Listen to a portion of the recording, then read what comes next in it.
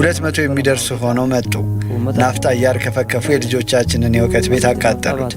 ዓላማቸው እኛን ማጎሳቆልና ልጆቻችንን ተስፋ ማሳጣት ነው። ጨለማ እንደሚሰርቅ ሌባ ሰው የለም አለ እያለ ነው ሰው ቤት የሚዘርፈው እንጂ በፊት ለፊት የሚዋጋ ኃይል እኮ አይደለም። ምሽልኮልክ ኃይል ነው። ጆልነ ከኛ መናማርኖ ተዳምቴ አራሌ አት መናቴኛ አሎሊንቴኛ ልጆቻችን ትምህርት ቤት አጡ። እናቶቻችንና ሚስቶቻችን የሚታከሙበትና የሚወልዱበትን ጤና ጣቢያ አጣ።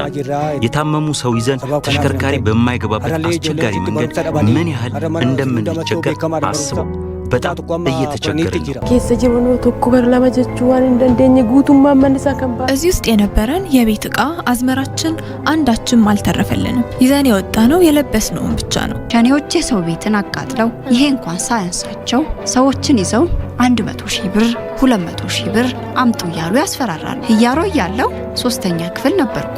ማለትም ዘንድሮ 4ኛ ክፍል ነበርኩ። እነሱ የኛም ቤት ስላቃጠሉብን በዚህ ምክንያት አሁን ወደ 1ኛ ክፍል ተመለሱ።